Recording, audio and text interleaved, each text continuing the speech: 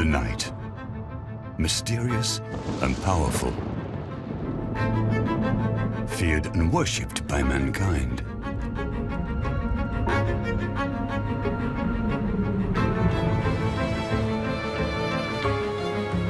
There are only a few places left to admire it like this.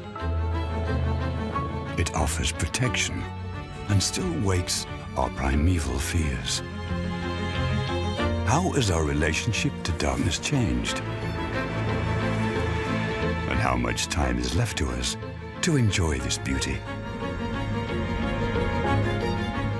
In search of the secrets and mysteries of the night, we explore a world full of magical moments, far away from the cities and towns.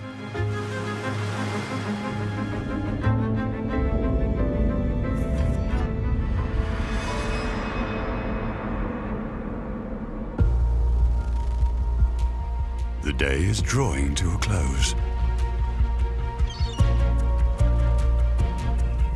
As the light begins to drain away, dusk is upon us. It won't be long now before the other half of the day begins.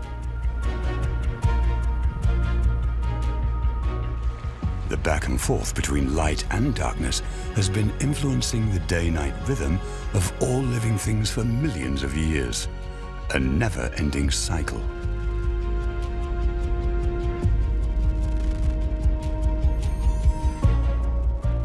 Every night, we look up into a sea of 1,000 stars.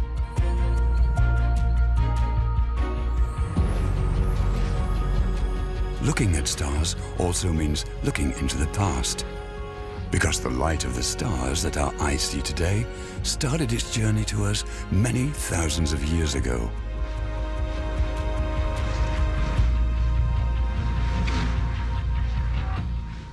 The starry night and the stars are really important, but I think the moon is also really incredibly significant. It played a fundamental role before artificial light in determining what we could do about shipping movements, about a whole range of different things. There is some evidence to suggest that up to 1/3 of all British households had a moon almanac. That is where they could actually read about and know about the various movements of the moon and the cycles of the moon, because it was so important. It was so important for travel. It was so important for entertainment. You wouldn't hold a big soiree when there's going to be no moon, that you would know you would have to do it at a time where you had this extra artificial light in the sky. The moon plays a unique role in life on Earth. It illuminates the night. The gravitational pull between Earth and its moon governs the tides, and it slows down Earth's rotation. Without the moon, the day would not be 24 hours long, but only 8. Even the genesis of the moon is proof of the close connection between the moon and Earth. 4.5 billion years ago, the protoplanet Theia crashed into the proto-Earth, Gaia, creating millions of pieces of debris. The idea is that about 4.5 billion years ago, there was a giant protoplanet which crashed into the proto-Earth, Gaia. The result of this was on one part the debris that was put into the space and was reunited to the moon, which is probably part of the Earth. The other part is the axis of the Earth is tilted, which now is about 23.44 degrees. The result of this tilted axis of the Earth is that we have seasons. Except for at the equator and in the tropics, there are 4 seasons everywhere on the planet. The Earth's axis is tilted by about 23.4 degrees. And this tilt is the main reason we have 4 seasons. The sun's rays hit the Earth at different angles. Depending on how they fall, the days are shorter or longer. The seasons, and therefore the times at which the sun rises and sets, are dependent on the tilt of the rotation axis of the Earth.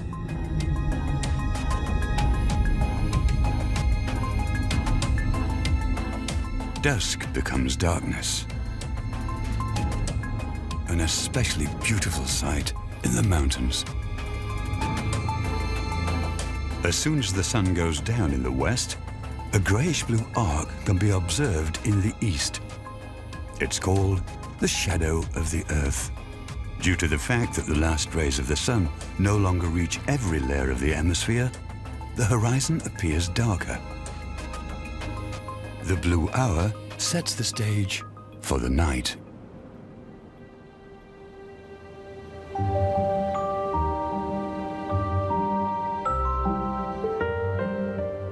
By the light of the moon, all the creatures we rarely encounter during the day are out and about.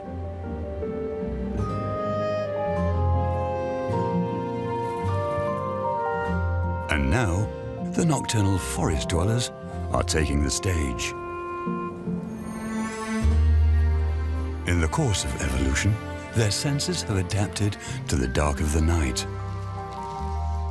Bats use ultrasound echoes to navigate through the darkness.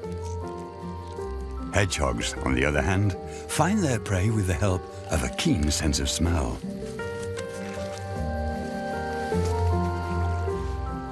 But all the other creatures that are active at night possess special abilities.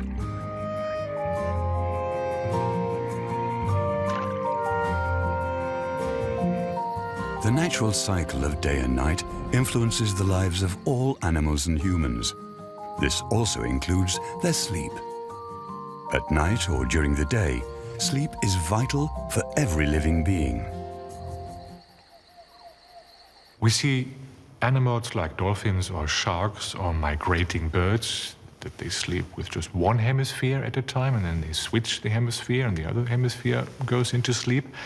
But what we see, bottom line, is every animal needs to sleep. So it's a very central thing in nature. And we need to recognize that sleep is so important, like eating or drinking, that we should really take good care that we have a stable sleep. Humpback whales are at home in the world's oceans. During their migrations across the globe, these gentle giants of the sea can travel thousands of kilometers. In contrast to humans, whales breathe consciously, which makes sleeping shorter and more challenging for them. Several times a day, they assume a vertical sleeping position for a maximum of 30 minutes. During this so-called slow wave sleep, one brain hemisphere is awake and can concentrate on breathing, and the other half can rest.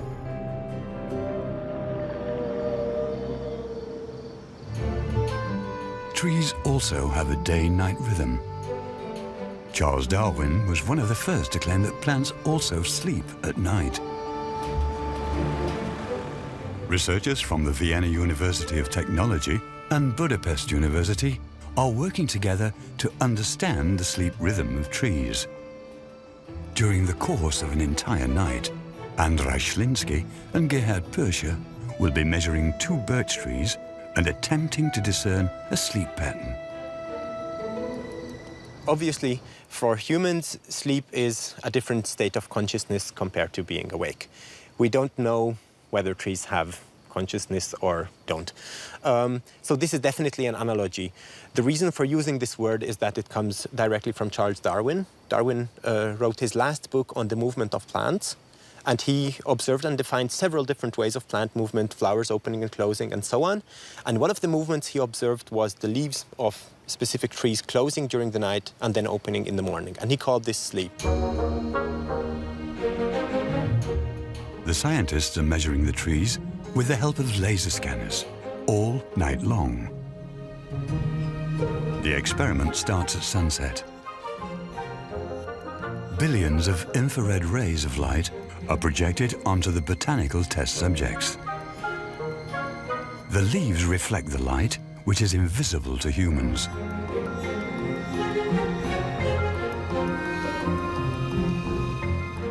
This process is repeated every 30 minutes until dawn breaks. And now the researchers can begin to analyze almost 2 billion measurement points. In this manner, they're able to prove the nocturnal movement of the trees. In the course of the day, trees evaporate liquid through minute openings in their leaves during photosynthesis. Without sunlight at night, these pores close. The water pressure sinks, starting in the trunk and then in the branches. The extent to which the branches and leaves sag, because of this process, is barely visible to the naked eye. But the measurements show, during the course of the night, the leaves and branches have dipped down around 20 centimeters. The trees lay down to sleep, so to speak. And with the break of day and the rising sun, the birch tree stretches its branches upwards again.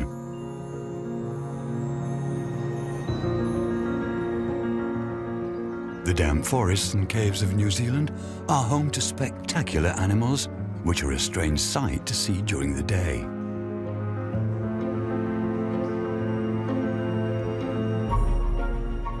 These are the larvae of the fly known as a fungus gnat. They produce silk threads with their mouths. What these threads do only becomes clear in the dark.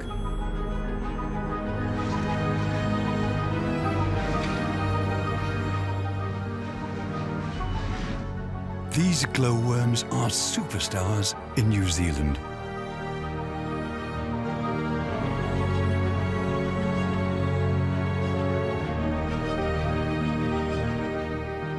They have the unique ability to produce a blue-green light, a tail light, so to speak. And they use this light to attract insects. To catch their prey, the glowworms set up a nest with a snare of sticky silk threads. And the result is a spectacle of nature. A twinkling glow like 1,000 starry nights covers the inside of the Waitomo caves. Magical natural phenomena like these have been captivating people throughout the ages. The magic of the night is something I enjoy immensely. I always think about how people in the generations before us that lived many centuries ago must have experienced it, like a sign from God or the gods. There are many myths and legends surrounding the nocturnal power of nature. One of the earliest reports of the Northern Lights was made in China 3,000 years before the birth of Christ. It stated that the shining mysterious lights in the night sky had induced an imperial pregnancy. And the Vikings believed that the Northern Lights were a manifestation of their gods. Other Nordic tribes, however, considered them to be a bad omen. Today we know that the sun casts electrically charged particles into space. If they get close to Earth, they are pulled by our planet's magnetic field towards the poles. And when the charged particles then collide with air particles, they light up the sky. These lights guide us through the darkness. Many of them are architectural masterpieces. Lighthouses. Their beacons are there to help humans in the night, when their eyes can barely see. The most powerful of them cast their light out up to 60 kilometers across the ocean in good visibility. For centuries, beacons have been helping seafaring folk find their way through the dark nights and rough seas. And ever since the 17th century, sailors have been telling tales of the mysterious phenomena they encountered in the darkness of the night, where the seas suddenly begin to glow.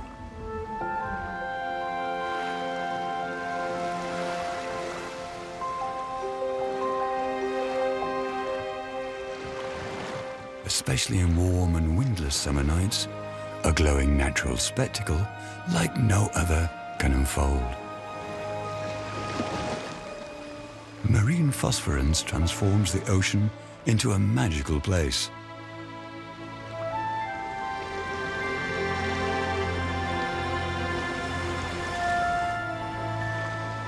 But it's not the ocean that is glowing, but billions of tiny unicellular organisms. They are the fireflies of the sea. These microorganisms are capable of producing their very own luminescent material for a short period of time.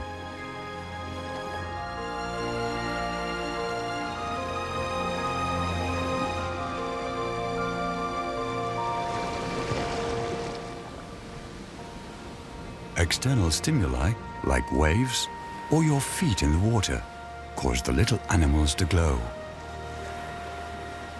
Mother Nature's spectacular light show. The night represents a time of play, a time of risk. For some people, it's a time of escape. It's all of these things and more. But we shouldn't lose sight of the fact that the night still retains certain charms, still retains a very strong sense of leisure and fun as well. But nighttime is also showtime. Nighttime sporting events have become a centerpiece of modern life. Light suits turn simple skiers into radiant beings. Their light suits illuminate the snow-covered mountains.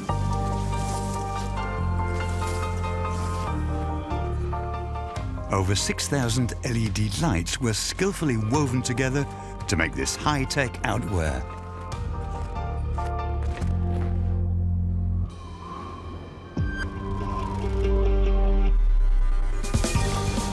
Technology meets Mother Nature.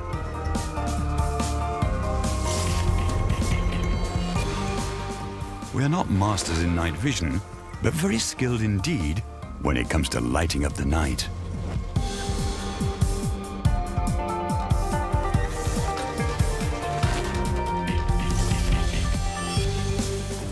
The result is a sight to see.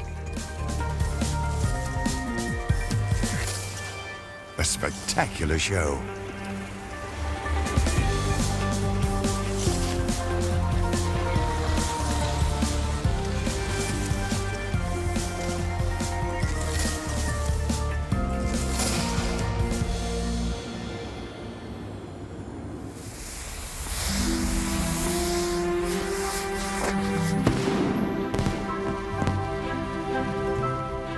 Fireworks have been enchanting people around the world for centuries.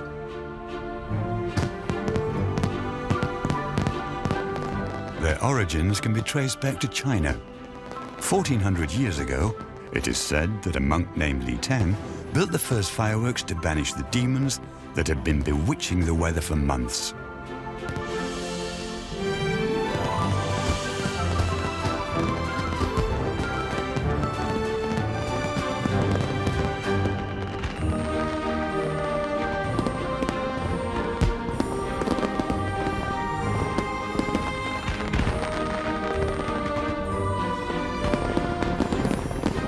Today, people all over the world take delight in the colourful rockets in the night sky for celebrations of all kinds, transforming entire landscapes into a magical ocean of sparkling lights.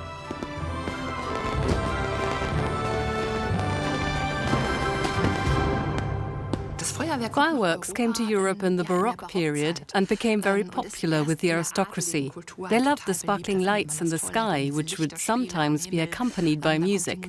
It was really an aristocratic, an elitist form of entertainment. It was expensive and therefore a status symbol. It was a demonstration of the power to be able to do it and of being allowed to do it. We can no longer imagine our lives without artificial light.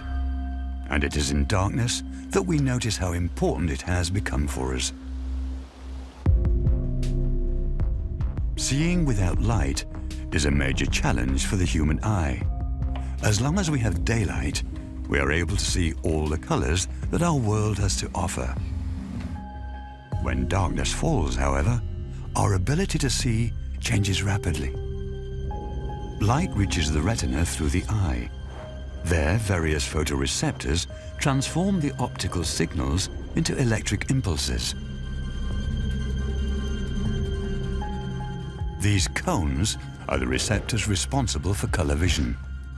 There are 3 different types of cones, but they all contain photoreceptor proteins that absorb light of different wavelengths.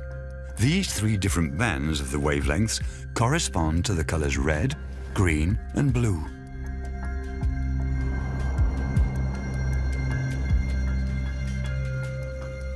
When the lights are on, 7 million cones let us see the world in color. On the other hand, 120 million rods differentiate between light and dark. When we enter into darkness, the overall sensitivity of the visual system increases. Within a few minutes' time, the sensitivity of the cones increases 1,000-fold.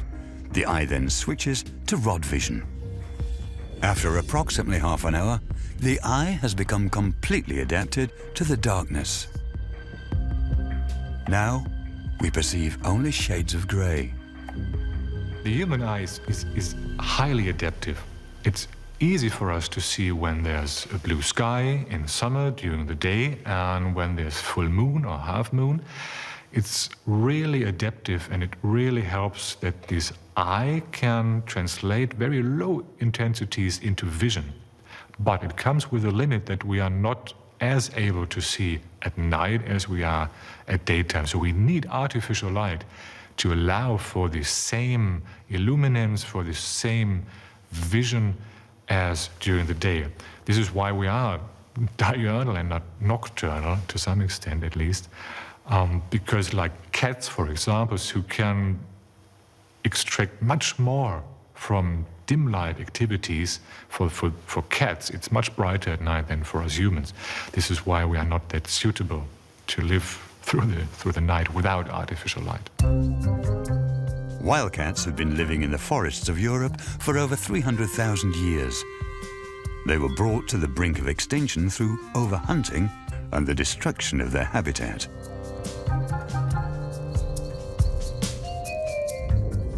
Today, they can be found all across Europe, from Scotland all the way to the south and on the Black Sea coast. Widely scattered in most cases. In Spain, however, wildcats live almost everywhere. And in Germany, the number of wildcats has been rising constantly. Humans are the biggest threat to wildcats. The human settlement of Europe, the settlement with towns and cities, with roads and railroad tracks, and the intense agriculture destroyed much of the wildcat's habitat. They feel most at home in large contiguous woodlands.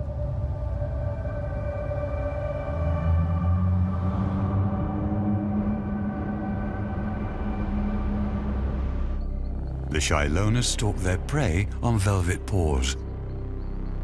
European wildcats prefer to live in mixed and broadleaf forested areas with clearings or glades.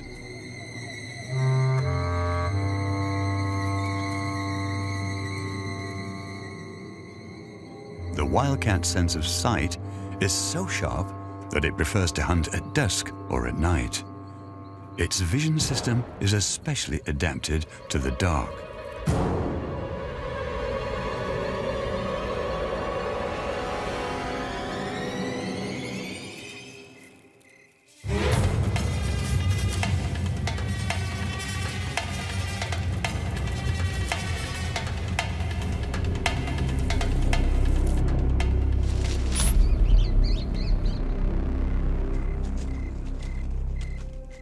In low-light conditions, the cat's pupil dilates 3 times more than a human eye. This allows more light to reach the retina. And not unlike humans, a cat's retina also contains cones and rods. The difference is that the cat possesses far more rods than a human. The cones are the receptors responsible for color vision. Rods are used for night vision. Cats have a mirror-like layer behind the retina, which is called tapetum lucidum, or bright tapestry in English. It reflects visible light back through the retina, acting as a kind of residual light amplifier.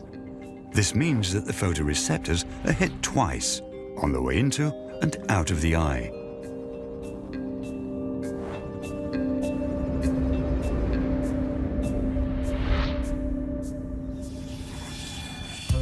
This is why cat's eyes shine at night when they are hit with light.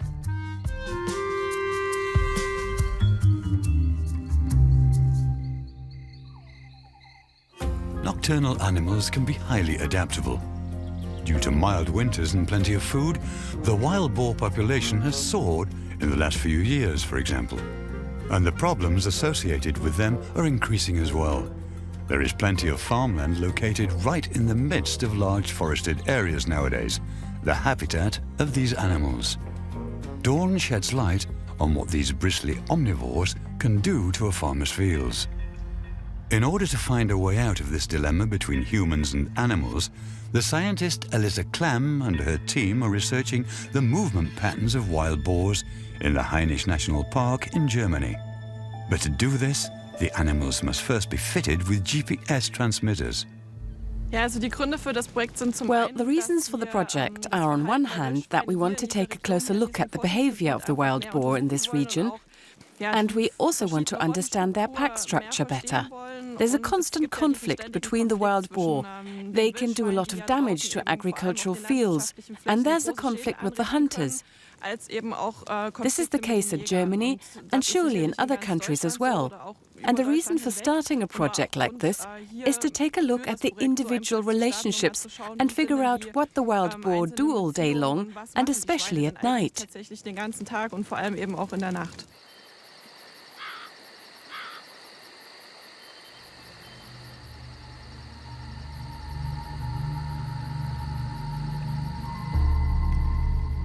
It's only after dark that the wild boars really get going. The boars prefer mixed forests with plenty of undergrowth and lots of water. Boars are typically social animals, living in large family groups, which are also called sounders. There is a strict hierarchy within the female-dominated groups, with the alpha female at the very top. In contrast to other wild animals, wild boars have very bad vision, but they still see better at night than humans.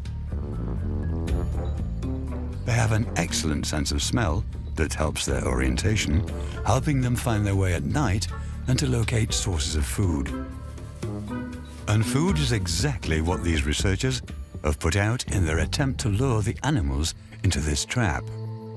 A trailer set up nearby serves as the command center as they wait for the wild boars. From here, they can watch the nocturnal hustle and bustle on a monitor, and the camera shows us there are plenty of other animals out and about besides the boars. Will this long wait be worth it?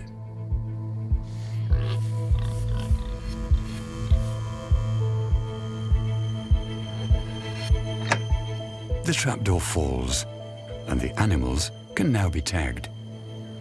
The interesting thing about wild boar research is that every animal has its own personality.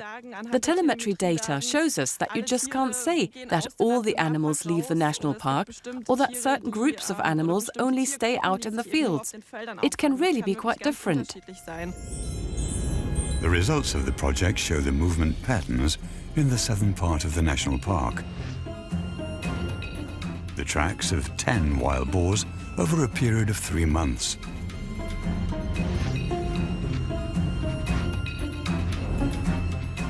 Whereas 7 of 10 wild boars hardly ever leave their habitat, 3 go on long journeys every night.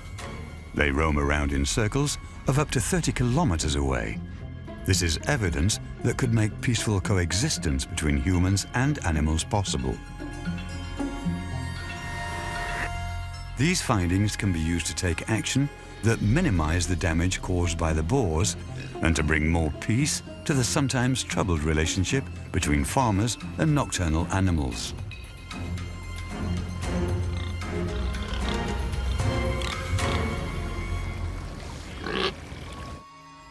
And while the boars primarily cause trouble after sunset, other creatures of the night have long been considered bearers of bad luck.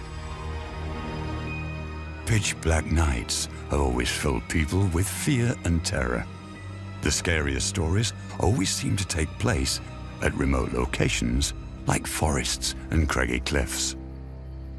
I think it makes sense that the night is very much associated with fear historically, largely because of darkness. We know from various social historians and from anthropologists that universally there are concerns and anxieties about the night. There are various beasts, various mythological creatures that come out at night simply because it's dark and we don't know what's out there. Dark forests are home to many nocturnal animals. Like this eagle-owl family, the baby owls are only able to fly on their own after about 10 weeks. Until then, its parents have to hunt for its food night upon night, and they are practically noiseless while doing so. Seeing this, it's hard to believe that in the ancient world, they were considered to be birds of the dead and bearers of bad tidings. In days gone by, they were even nailed alive to barns as protection against hail, fire, and witchcraft. At night, many things take on a very different meaning.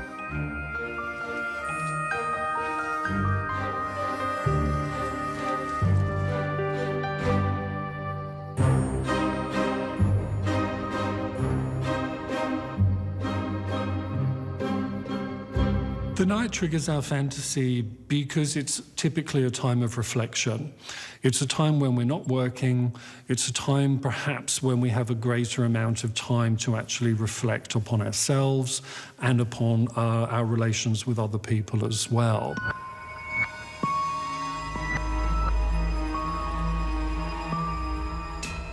Scary fairy tales about witches are often set in hard-to-reach places, like high up in the mountains or deep in the forest.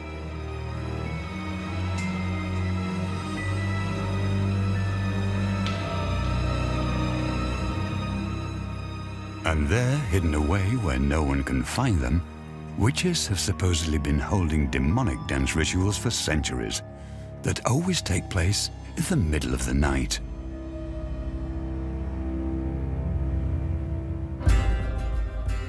And then once a year, the witches' gatherings culminate in Walpurgis night celebrations, where the sorceresses consummate or renew their pact with the devil.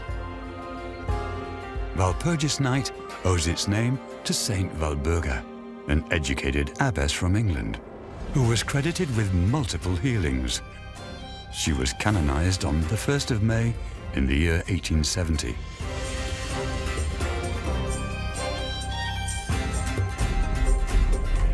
Christian celebrations and pagan rituals come together in the Walpurgis night.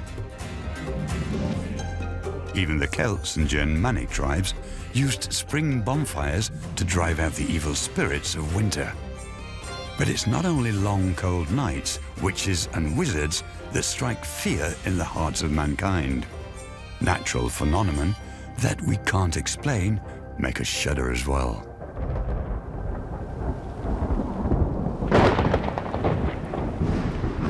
To this day, thunderstorms give rise to fear in our hearts, and it gets even worse at night.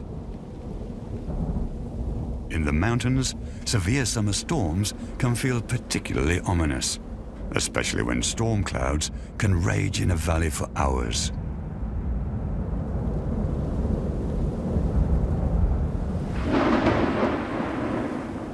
Warm, humid air rises quickly up the sides of the mountains, which allows thunderstorms to form more easily. Thunder and lightning has always played a major role in the history of humanity. It was lightning that most likely brought fire to prehistoric people, which allowed them to learn how to control it. In many cultures around the globe, people worship a thunder god. It is these gods, like Zeus or Thor, who cast bolts of lightning and cause the thunder to roll down upon us. Lightning as a sign of God's wrath. It is said that the reformer Martin Luther believed that as well. As a bolt of lightning struck the ground near him, so the story goes, he called out in fear to St. Anne, vowing to become a monk. The fear of the power of nature and long winter nights, we push back against it as people, celebrating the light as often as we can. As soon as the longest night of the year is upon us, we know that the long dark winter nights will soon become shorter again. With the winter solstice, the light in the northern hemisphere starts to increase. Even the early Germanic tribes celebrated the winter solstice for several nights with their Yulefest. Today, the word Yule is used to describe Christmas in Scandinavia, a reminder of the Germanic custom. On December the 25th, the Romans celebrated a god called Sol Invictus, or the invincible sun god. In antiquity, it was the date of the winter solstice when light takes back the upper hand against darkness. The 25th of December is also considered to be the birthday of Jesus Christ. To honor him, the Roman Emperor Constantine established a feast day. Ever since the 4th century, Christmas and the winter solstice fell on the same day. That only changed with the introduction of the Gregorian calendar. The longest night of the year now falls on the 21st or 22nd of December. The oldest reference of a Christmas tree is in the 16th century. People were said to have set up small Christmas fir trees on the marketplaces of Alsace. This practice pleased so many people that there were soon many imitators. Today, of course, the Christmas tree is a perennial bestseller. In Christendom, the night is somewhat ambiguous, that on the one hand, there is a very strong association between the night and sin and depravity. Jesus, of course, came here to bring light to the world. God brought light to the world as well. So the light becomes associated with everything good. The night becomes associated with everything that's basically evil or bad.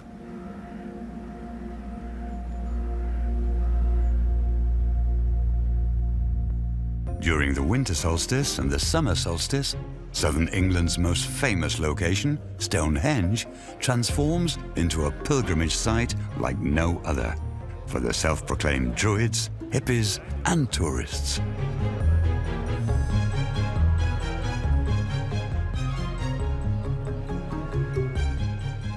The monument dates back to the Stone Age. In the course of its construction history, Stonehenge was probably first used to determine the solstice around 4,600 years ago.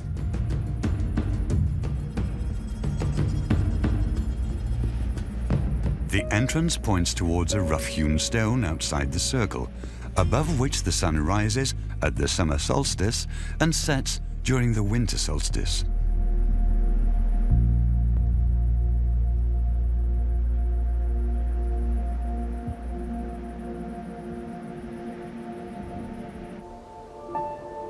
When the longest day of the year meets the shortest night, the young men from the villages around Waxenstein Mountain are faced with a test of courage.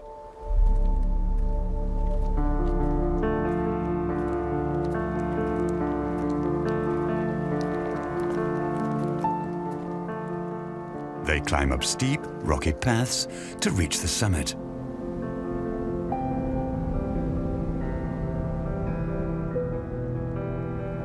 They undertake this trek to light a fire up there in the dark as a symbol of light and of life. The people here have been celebrating the summer solstice like this for hundreds of years. Through Christianization, what was once possibly a pagan tradition came to be called St. John's Eve.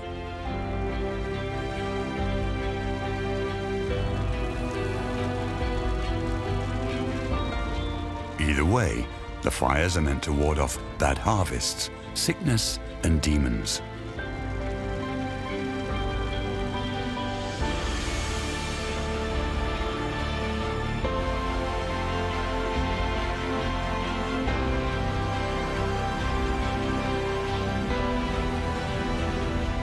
The fires glow along the ridges of Waxenstein Mountain like fireflies in the night sky. And this is what they look like in the wild. They are responsible for the magic glow of warm summer nights. Seen during the day, they look pretty unremarkable, but when darkness falls, they morph into brilliant fireflies. Their secret? The insects produce their own light. A chemical reaction releases energy in the small body. That it then emits in the form of light. Another example of bioluminescence. And the more beautifully the fireflies glow, the more success they have with members of the opposite sex. Die Käfer haben ihre Duftstoffe. To a large extent, these beetles have eliminated the sense that other insects utilize to find a partner and are really concentrating on using light signals to find each other. But their happiness is only short-lived. Even as they complete their lovemaking, their lights go out. The male dies soon after mating. The female follows him a few days later. She lays her eggs shortly before her death.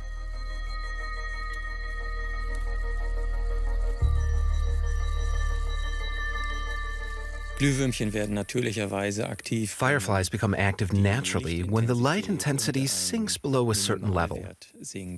They have eyes that can deal very well with the minimal natural light available at night, and they produce their own light for communication. That means when artificial light illuminates the night, this interferes with the lightning bug, or they simply don't become active at all.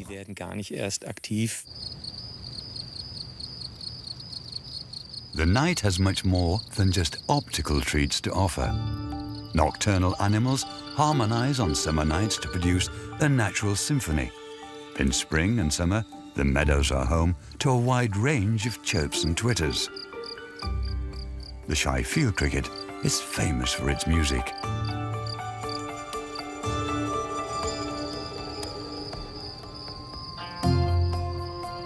Jens Esser is an insect researcher. He studies these sound artists with their powerful voices. However, only male crickets sing. The females stay silent.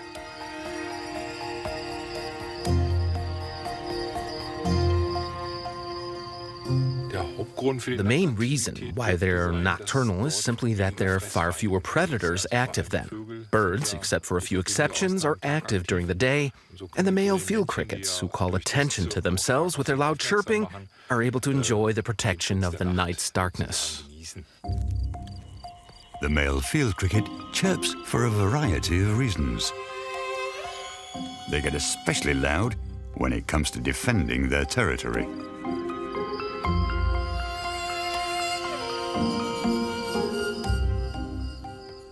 But they get even more creative when trying to get the attention of females. He then sits down in front of his freshly dug living quarters and waits for that special someone to come by, and then tries to win her over with a mating call.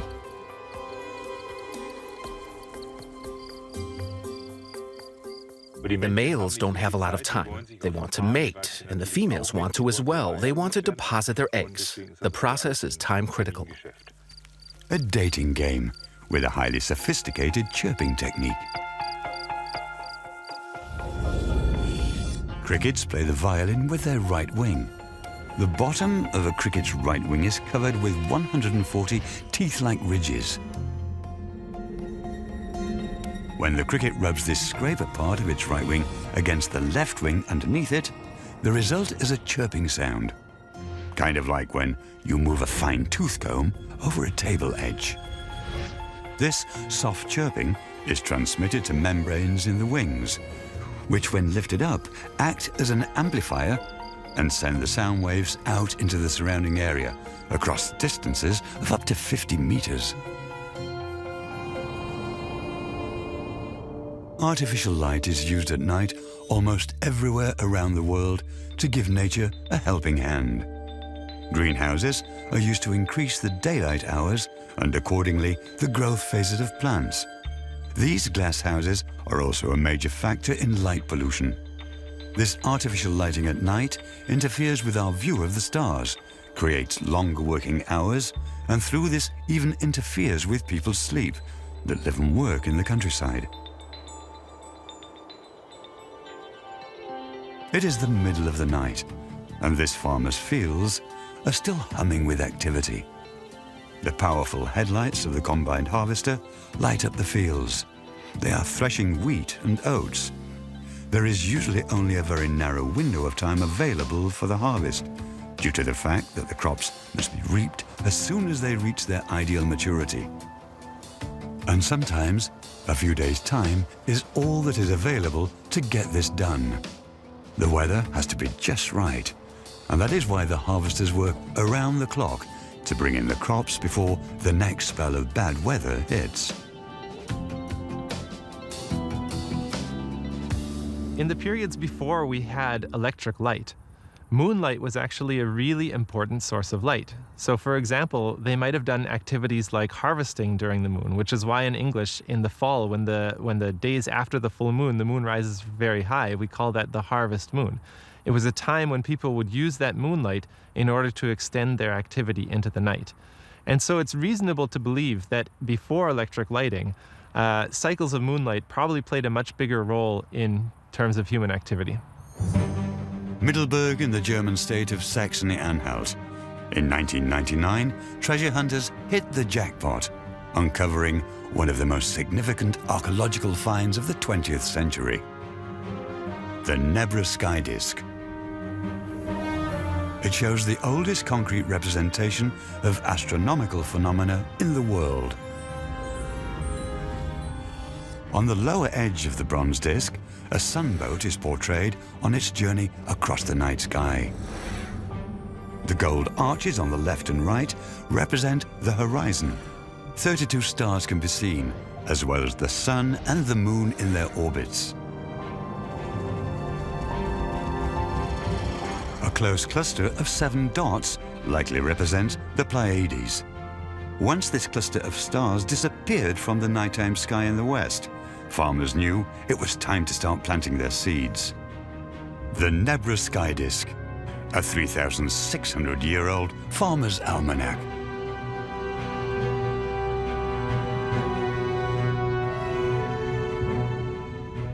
I think at the time when we first started to have societies or first live in groups, we had a lot of time to kill in the evening when the sun went down. So we would sit around the campfire and you would look up at the sky. That was like a movie. It was something to look at, something to see. And the stars were also critically important for knowing things like when to plant, which direction north was. There's a saying from years ago that astronomers can never get lost because they can always find north. It's a bit of a problem if it's cloudy, but it makes sense. So the stars were really critically important to humans in the past. And that's probably why we have so many stories and so much art that's related to the stars. The Big Dipper is one of the most well-known constellations and can always be seen in the skies of the Northern Hemisphere. In Germany, it's known as the Big Wagon, and people there tell the myth of the Hackleberg hunter to go with it. He's fatally wounded by a wild boar during a hunt. Hackleberg's last will. His favorite horse should bring him to his final resting place. But the horse bolts, taking the wagon and Hackleberg with it. And since then, he is unable to find peace and wanders restlessly through the heavens.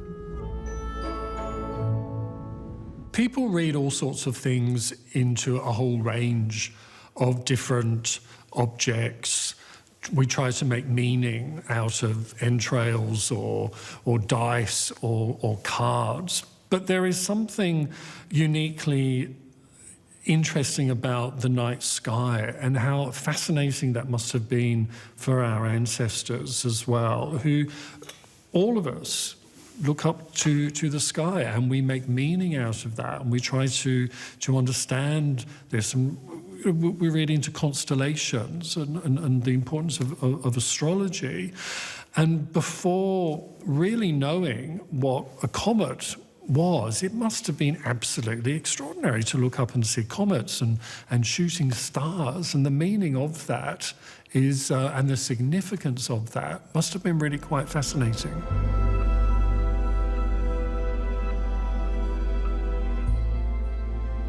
On certain summer nights just before sunrise, noctilucent clouds can be observed in the sky.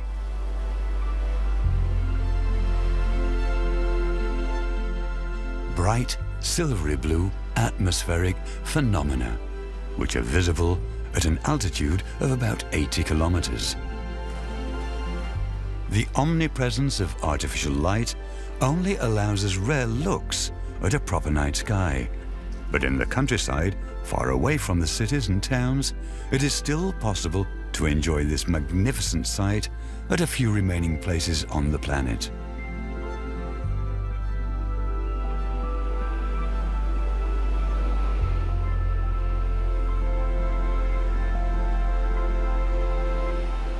Many children growing up today have never experienced seeing the Milky Way in the sky and seeing what a real natural sky looks like. And I think that's a real loss of an experience that was part of human culture for our entire evolution and our entire development into the society we have today. So I think we're losing that connection to the wonder and the mystery of the universe by not seeing this.